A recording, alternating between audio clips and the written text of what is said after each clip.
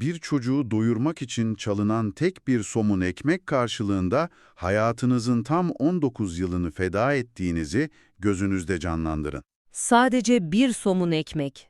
Dile kolay. Suçun doğasını, hukukun mutlakiyetini ve affetmenin yıkıcı gücünü masaya yatıracağız bugün. O halde Faverolles köyüne, o dondurucu kışa giderek bu laboratuvarın ilk deney tüpüne bakalım. Yoksul bir bahçıvanın oğlu Jean Valjean, dul kız kardeşi ve 7 yeğenini hayatta tutmaya çalışıyor. 7 çocuk. Ve dondurucu bir kış. İşler duruyor, evdeki ekmek tükeniyor, bebekler ağlıyor. Valjean bir fırının camını kırıp o tek somun ekmeği alıyor. Mahkeme, bu tek somun ekmek için ona tam 5 yıl kürek mahkumluğu cezası veriyor. İnanılmaz bir orantısızlık. Toulon hapishanesindeki o cehennemde geçen yıllar, 4 aylık kaçış girişimi ve sonuç olarak 5 yıllık cezanın 19 yıla çıkması. 1815 yılına gelindiğinde 46 yaşında hapishanenin kapısından çıkıyor. Ancak özgür bir adam olarak çıkmıyor. İşte can alıcı nokta orası. Elinde sabıkalı olduğunu gösteren sarı bir kağıt taşıyor. Oteller onu içeri almıyor, çalışamıyor. O sarı kağıt günümüzde insanların peşini asla bırakmayan, girdikleri her mülakatta karşılarına çıkan, hayatı karartan, kalıcı bir dijital sicil kaydına ne kadar da benziyor. Bahsettiğiniz bu dijital iz analojisi buradaki sosyolojik mekanizmayı kusursuz açıklıyor doğrusu. O sarı kağıt basit bir belge niteliği taşımıyor. Sistemin bireye vurduğu silinmez bir damga işlevi görüyor. Toplumdan tamamen tecrit ediliyor. Muhakkak, Toulon hapishanesindeki o 19 yıl boyunca Valjean'ın içindeki insani hisler yavaş yavaş sökülüp alınıyor, yerine sadece sertlik, güvensizlik ve sisteme duyulan öfke dolduruluyor. Bir nevi canavara dönüştürülüyor diyebilir miyiz? Bir öyle, ceza sistemi onu ıslah etmiyor, tam aksine onu etiketleyerek potansiyel bir tehdide, geri dönülmez bir suçluya dönüştürüyor. O kağıdı kime gösterse kapılar yüzüne kapanıyor ve sistem adeta onu yeniden suç işlemeye zorluyor. İşte bu çaresizlik sarmalında, Digne kasabasında geceyi açık havada geçirmeye mahkum olduğu an Piskopos Myriel'in kapısına rastlıyor. Myriel kendi sarayını hastaneye dönüştürmüş, yandaki küçük bir eve taşınmış. Yoksullara kapıyı bizzat açan bir figür. Valjean'ı içeri alıyor, kendi masasına oturtuyor. Fakat Valjean gece yarısı kalkıp Piskopos'un gümüşlerini çalarak karanlıkta kayboluyor. Sabaha karşı jandarmalar onu enseliyor. Piskopos'un tepkisi ise o dönemin intikamcı ceza sistemine tamamen zıt bir şok dalgası yaratıyor. Buradaki en çarpıcı nokta bu eylemin sadece basit bir iyilik olmamasıdır. Jandarmalara Valjean'ın gümüşleri çalmadığını, onları kendisine hediye ettiğini söylüyor ve o sarsıcı cümleyi ekliyor. Şamdanları unuttun, lütfen onları da al. İnanılmaz bir sahne. Piskopos, Valjean'ın ruhunu Tanrı için satın aldığını söylerken, aslında devletin o sarı kağıtla kurduğu etiketleme mekanizmasını hackliyor. Hackliyor mu? Nasıl yani? Biraz daha açar mısın? Şöyle anlatayım. Sistem Valjean'a sen sonsuza dek bir hırsızsın derken, Piskopos ona sen dürüst bir adam olma potansiyeline sahipsin diyor. Bu 19 yıl boyunca sadece şiddet ve red görmüş bir zihin için adeta nükleer bir patlama etkisi yaratıyor. Bu patlamanın artçı şokunu hemen yolda görüyoruz zaten. Valjean, küçük bir baca temizleyicisi çocukla karşılaşıyor. Çocuk yere bir madeni para düşürüyor. Ve Valjean tamamen içgüdüsel bir refleksle paranın üstüne basıyor. Botunu paranın üzerine basıyor. Yılların getirdiği o sertlikle. Çocuk ağlayarak uzaklaşıyor. Valjean öylece hareketsiz kalıyor ve ardından dehşet verici bir ağlama krizine giriyor. Çöküş anı. Adam hapishanede kırpaçlanırken ağlamadı. Kürek çekerken ağlamadı. Neden bir çocuğun parasını ezdiği an çöküyor? Valjean'ın ruhu hapishanede taştan bir savunma mekanizması inşa etmişti. Hayatta kalmak için acımasız olmak zorundaydı. Botunu paranın üzerine dasması bilinçli bir kötülük değil, Toulon'da öğrendiği kas hafızasıydı aslında. Piskopos'un o koşulsuz affedişi, o taş duvarlarda devasa bir fay hattı oluşturdu. Ve o bozuk parayla duvar tamamen yıkıldı. Şüphesiz. Kendisinin o masum çocuğa yaptığı zorbalığı fark ettiği an, içindeki o taşlaşmış mimari tamamen çöktü. O ağlama krizi, yıllardır dondurulmuş vicdanının acı verici bir şekilde yeniden uyanışını, hani donmuş bir uzrun çözülürken yarattığı o yakıcı sızıyı simgeliyor. Vay canına. Bu uyanış onu kimliğini silmeye zorluyor sonrasında. Montreuil-sur-Mer kasabasına vardığında artık Monsieur Madeleine kimliğine bürünüyor. Yepyeni bir adam. Siyah cam boncuklar üretmek için ucuz bir yöntem bulup devasa bir fabrika kuruyor, binlerce kişiye iş veriyor, belediye başkanı seçiliyor ve şehri baştan yaratıyor resmen. Ancak geçmişin hayaleti ensesinde soluyor her an. Müfettiş Javert. İşin asıl çarpıcı kısmı burada başlıyor. Bir hapishane gardiyanının oğlu Javert, dünyayı keskin bir çizgiyle ikiye ayıran, suçlular ve dürüst adamlar arasında hiçbir geçiş ihtimali barındırmayan o kuralcı zihin. Madeleine'in gözlerindeki bir bakış Javert'i rahatsız ediyor. Çünkü Javert insanların değişebileceğine inanmıyor. Başka bir kasabada Champ-Mathieu adında masum bir serseri tutuklanıyor. Javert, bu serserinin aranan Jean Valjean olduğuna kanaat getiriyor. Valjean bunu öğrenince saatlerce süren bir kriz yaşıyor, mahkemeye gidip gitmemek arasında kalıyor. Durun, burada bir itirazım var. Dinliyorum. Siz belediye başkanısınız. Bütün bir kasabanın geçimi, o fabrikanın tıkır tıkır işlemesi size bağlı. Sadece bir serseriyi feda edip kurduğunuz bu muazzam düzeni korumak daha büyük bir ahlaki zafer sayılmaz mıydı?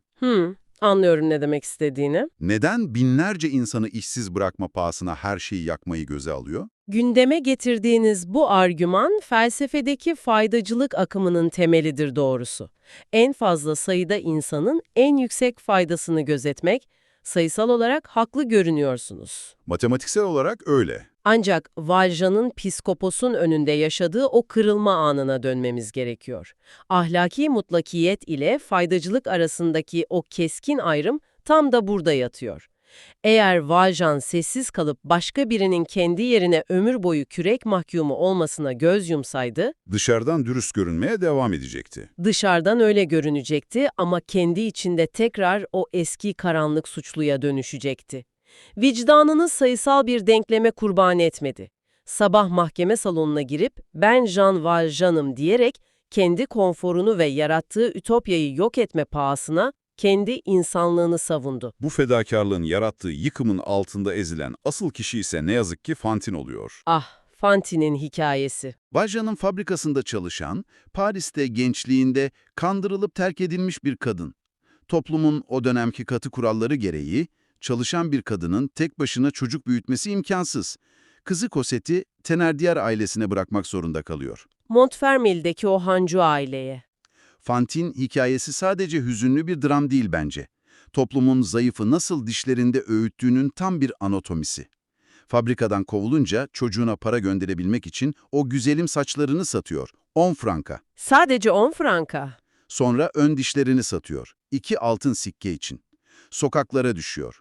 Bedenini parça parça söküp o kapitalist ve ahlakçı çarka yem ediyor. Valjean onu Javert'in pençesinden kurtardığında Fantine bir hastane yatağında kızı Cosette'i göremeden can veriyor. Fantine'in düşüşü hukuk ve ahlakın eşitsiz dağılımını çok net gözler önüne seriyor. Onu hamile bırakıp terk eden zengin öğrenci Felix, Tholomyès toplumda saygın hayatına devam ederken Fantine yoksulluğun ve namus algısının kurbanı ediliyor. İkiyüzlü bir sistem. Şüphesiz. Fantine'in ölümü Valjean'a dürüstlüğün ötesinde yeni bir görev yüklüyor. Psikopos ona dürüstlüğü öğretmişti. Fantine'in ölümü ise ona sevgiyi ve eyleme dökülmüş merhameti. Başka bir deyişle babalığı öğretecektir. Haklısın, tam olarak babalığı. Valjean doğrudan Montfermeil'e gidiyor. Cosette'i bulduğu an düşünün. 8 yaşında küçücük bir kız çocuğu dondurucu soğukta devasa bir su kovasını taşıyor. Thénardier'lerin evi onun için bir işkence merkezi. Thénardier'ler o yoksulluğun içindeki en tehlikeli parazitleri temsil ediyor kaynaklarda. Kendi kızları Heponine ve Azelma ipekler içinde yaşarken Cosette'i bir köle gibi kullanıyorlar. Valjean suyu onun elinden alıyor ve o akşam Cosette'e hayatı boyunca sahip olmadığı bir güzellik sunuyor. Devasa bir oyuncak bebek. O karanlığın içinde küçücük bir ışık. Ertesi sabah Valjean fahiş bir bedel ödeyip kızı o zindandan çekip çıkarıyor. Paris'te Saint-Antoine mahallesinin eteklerindeki eski Gorbeo apartmanında saklanmaya başlıyorlar. Bunu büyük resimle birleştirirsek, Paris sokaklarında Javert'in başlattığı o amansız kovalamaca onları sonunda bir manastıra yönlendiriyor. Eski bir bahçıvan olan Fauchelevent'in yardımıyla. Doğru. Onun yardımıyla o yüksek duvarların ardına sığınıyorlar. Manastır yılları hikayede rastgele bir dinlenme tesisi değildir aslında. Neyi sembolize ediyor peki? Nasıl bir anlamı var o duvarların? Orası, Javert'in temsil ettiği yasanın giremediği, toplumun zehirli yargılarından arındırılmış steril bir kuluçka merkezidir. Valjean bir çocuğun sorumluluğunu almanın getirdiği insani sıcaklıkla orada tamamen iyileşiyor, babalık duygusuyla ruhunu yeniden inşa ediyor. Yıllar geçiyor, o sessizliğin içinde Cosette büyüyor ve biz Paris sokaklarında bambaşka bir neslin mayalandığına tanık oluyoruz. Yollarımız Marius Pontmercy ile kesişiyor. Marius'un hikayesi çok farklı bir pencere açıyor. Babası Napolyon ordusunda savaşmış Georges. Onu babasından uzak tutan kişi ise kraliyetçi, muhafazakar büyük babası Gillenormand. Marius babasını ancak onun cenazesinde tanıyor. Waterloo'daki kahramanlıklarını öğrenince evi terk edip yoksulluk içinde devrim ateşine kapılıyor. ABC Dostları adlı o grubun içine giriyor. Liderleri Enjolras, Fransız Cumhuriyeti'ne adeta bir rahip gibi inançla bağlı.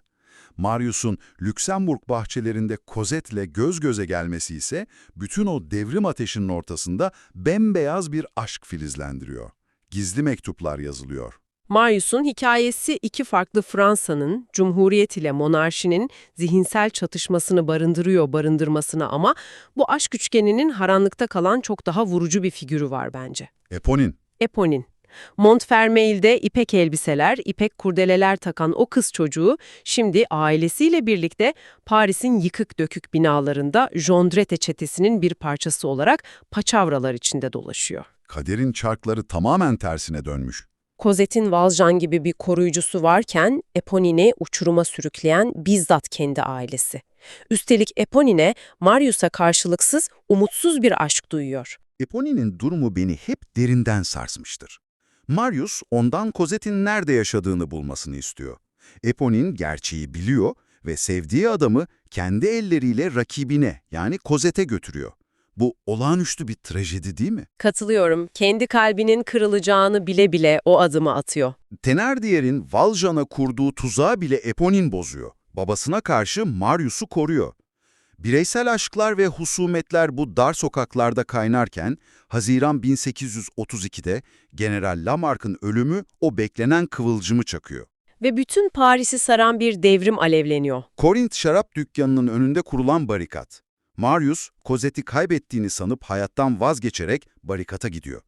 Valjean ise kızının mektubunu okuyor ve devrim için değil, sırf Marius'u korumak için o cehenneme giriyor. Barikat, o dönemin mikrokozmosudur. Bu durum ortaya mühim bir soru çıkarıyor aslında. Nedir o soru? İnsan ne için ölümü göze alır? Valjean için mesele siyaset değil, sadece sevgidir. Bu sırada barikatta bir casus yakalanıyor, Javert. Javert o karmaşanın tam kalbinde. Devrimciler onu infaz etmek istiyor, Valjean onu bir köşeye çekiyor, bağlarını çözüyor ve havaya ateş ederek kendi düşmanını serbest bırakıyor. Ordunun saldırıya geçtiği o şafak vakti.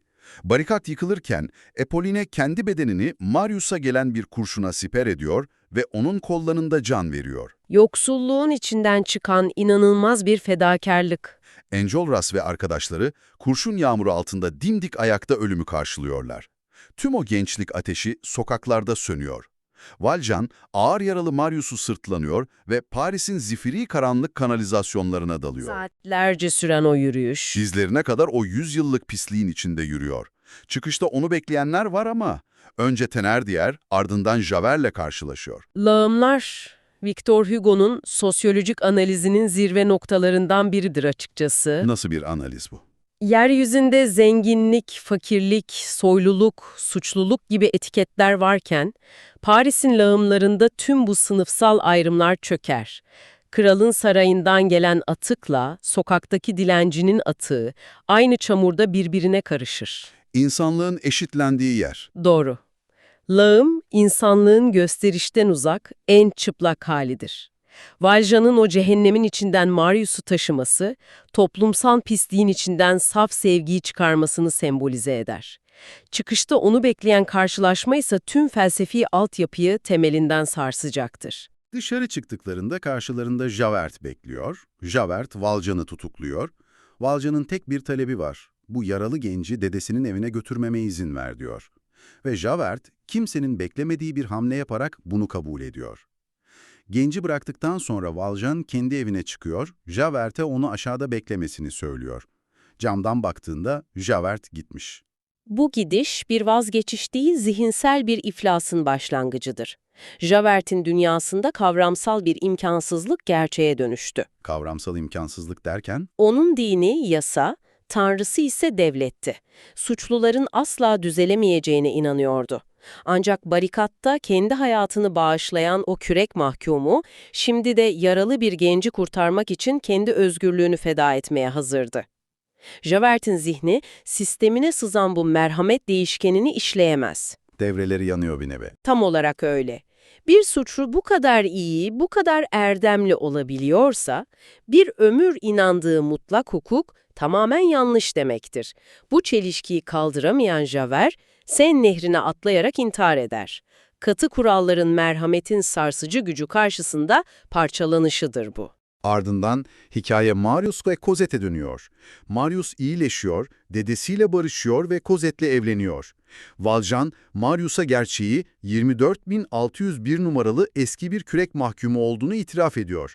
Marius bu etiket karşısında dehşete düşüyor, Valjean'ı yavaş yavaş Cosette'den uzaklaştırıyor. Valjean yalnızlık içinde eriyor, yemeden içmeden kesiliyor. Tüm bunlar ne anlama geliyor?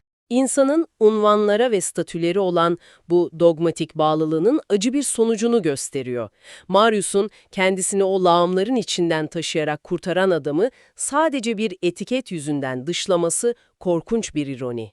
Neyse ki gerçekler gizli kalmıyor. Thénardier'in şantaj girişimi sayesinde Marius gerçeği öğreniyor.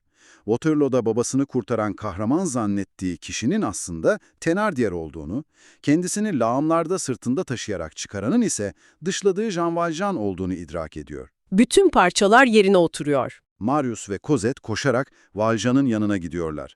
Odaya girdiklerinde Valjean son nefesini vermek üzere. Cosette'in elini tutuyor, başucundaki yıllar önce psikoposun verdiği o 2 gümüş şamdana bakıyor ve "Bir insanı sevmek, Tanrı'nın yüzünü görmektir" diyerek hayata veda ediyor. Mezar taşına hiçbir isim yazılmıyor, isimsiz bir taş. Tüm bu anlattıklarımızın ışığında yola çıkarken sorduğumuz o 3 büyük soruyu yanıtlamamız gerek artık. İlki, bu devasa kitap neden yazıldı? İlk sorunuzun yanıtı sistemin acımasızlığında yatıyor. Bu metin, fırın camını kıran aç bir adamın, çocuğunu doyurmak için saçını ve dişini satan bir annenin, toplumun o devasa çarkları arasında nasıl ezildiğini belgelemek için kaleme alınmıştır. Yoksulluğun bireysel bir ahlak eksikliği değil, hukukun ve ekonominin sistematik bir dayatması olduğunu kanıtlamak için. İkinci sorumuz, Jean Valjean karakteri neden mühim? Valjean, sıradan bir kahraman değil, bir kere suçlu olan hep suçludur inancını yıkan adamdır. İnsan ruhunun, vicdan ne kadar derine gömülürse gömülsün yeniden inşa edilebileceğinin kanıtıdır. Toulon'daki 19 yıllık nefret tortusu, psikoposun sunduğu merhametle silinip atılabilmiştir. Ve üçüncü sorumuz, bu hikaye bugün bize ne söylüyor? Javert'in temsil ettiği o katı, siyah-beyaz, bireyi sadece sicillerden ve kurallardan ibaret gören, sistemlerin insanı eninde sonunda ölüme götürdüğünü söylüyor. Buna mukabil Valjean'ın sergilediği koşulsuz sevgi ve affetme iradesi, hayat veren yegane güç olarak karşımıza çıkıyor. Merhamet, yasalardan çok daha güçlüdür. Tüm bu kaynaklara dalışımızın sonunda sizlere üzerinde durmanız için kışkırtıcı bir fikir bırakmak istiyorum. Valjean o hapishaneden gerçekten kaçabildi mi sizce? Yoksa tüm ömrü boyunca başkalarının kurtuluşu için yaşarken vicdan azabından, suçluluk ve görev duygusundan örülmüş, sadece ölüm döşeğinde yıkılan yepyeni bir hapishanenin içinde mi yaşadı? Kendi hayatınızdaki o esnemez yargıları, dijital veya zihinsel sicil kayıtlarını bir gözden geçirin. Sizin kurduğunuz barikatlar nerede başlıyor ve kime merhamet etmeyi reddediyorsunuz? Bir okur, bir kare, yaşayan kütüphane. Kitaplar burada ölmez.